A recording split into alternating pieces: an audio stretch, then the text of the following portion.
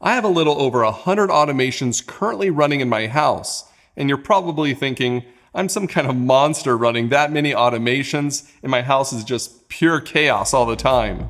Actually, things run pretty smoothly around here, but it wasn't always like that. I want to share with you what I've learned so you don't make the same mistakes I did with home automation. One thing I learned is to not be reliant on these automations to always work. I need my home to work 100% of the time, even if my smart home hub crashes or the internet goes down. And I often see people comment on videos saying, imagine what happens to this guy's life when the internet goes down. It must just completely fall apart.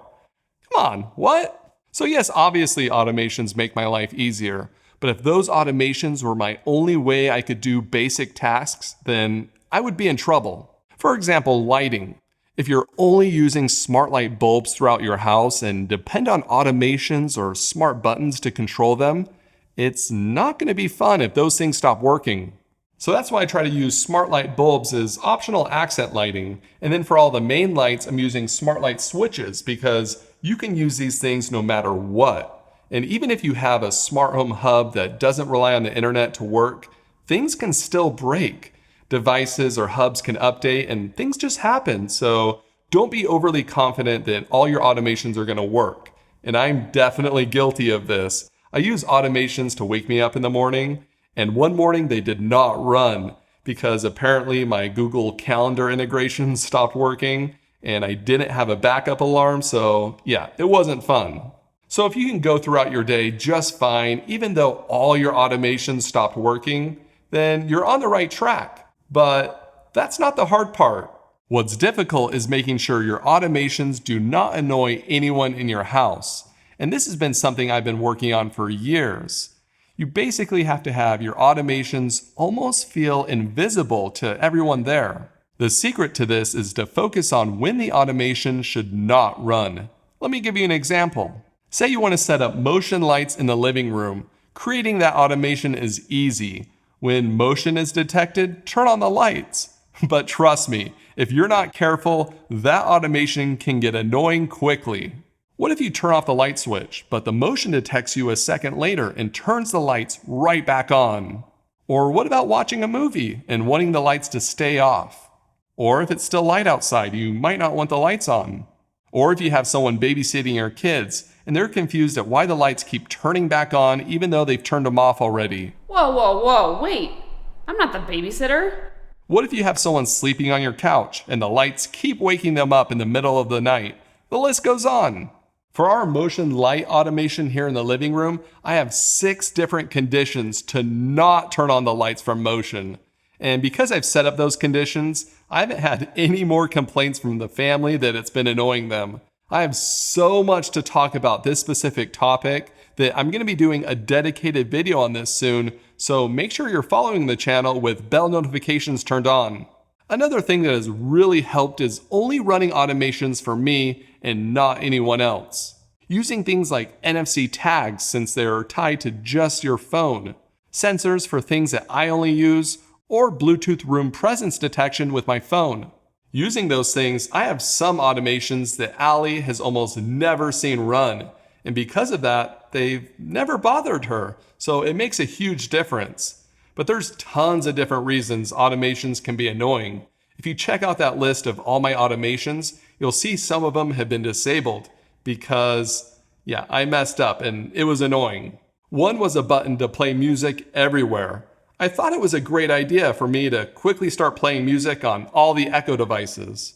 Well, Allie accidentally pressed it, and it activated more than just playing music everywhere because our kid was napping at the time. I should have used something like an NFC tag so only I could run the automation. So remember, if you can focus on why automations should not run, then everything will be much smoother. Another thing I've learned over the years is whether automation should be simple or complex. And the answer might not be what you would think. I've always heard people say, keep it simple. You know that phrase, keep it simple, stupid? But to that, I would say yes and no. If you look at the automations in my house, there are a lot of simple automations running. Those are some of my favorite automations because they'll probably keep running for years without any issues because they're simple. Like if I open my garage door, then the bright lights turn on. It works every time and my family loves it. But sometimes I need a more complex automation so I can fine tune it. That way the automation is not annoying. And I get messages all the time of people looking to solve complex problems using just Google and Amazon routines. And most of the time, it's not possible using just those. I think some people are afraid that if they use a more advanced system like SmartThings, Habitat, or Home Assistant, that all their automations are going to be way more complex. The reality is you can still keep your automations easy and simple using those advanced systems. But when you do face a difficult problem, you have the tools to solve it. So yes, try to keep it as simple as possible, but if it's always simple, it might be worse than if it was complex. All right, let's talk about these 100 automations and see if it's worth it between setup time and maintenance. And the answer is no, it's not worth it.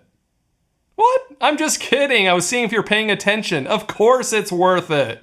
Let's look at some numbers. If I didn't have any automations in my house, I would probably spend about 4 minutes a day turning lights on and off, especially walking around at night turning everything off. That's not much time, right? I can just do things myself.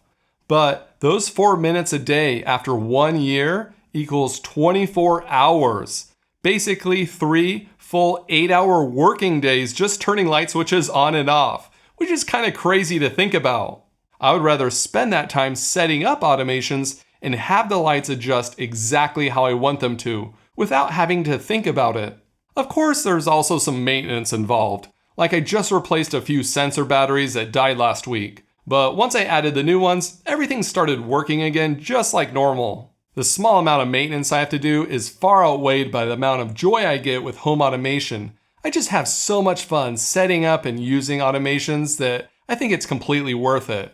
And that's obviously my opinion. I'm sure my family thinks a little bit differently. Oh, it's great. Totally worth it.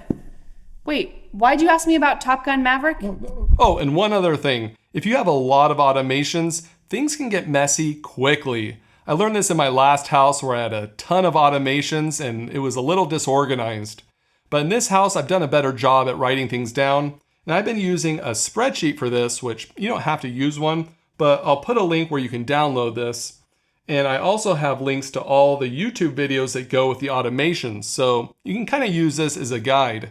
And I have a lot of automation videos in the pipeline. So make sure you have that bell notification turned on. Thanks for watching.